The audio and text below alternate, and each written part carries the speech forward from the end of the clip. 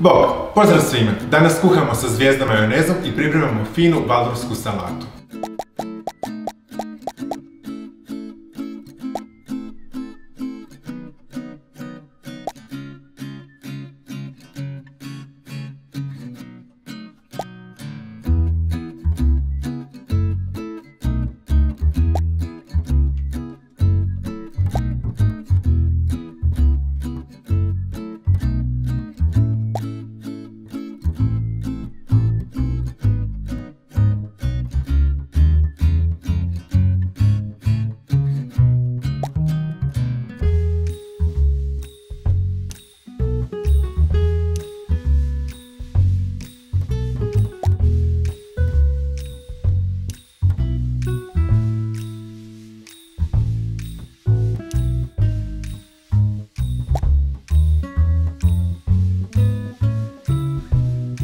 Evo, naša valdorska salata je gotova. Naši glavni sastojci su bili celer i jabuke.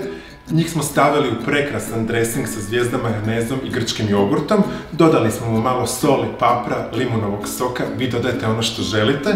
Poslužili smo na zelenoj salati i gore za finalni tač postali preprženim orasima.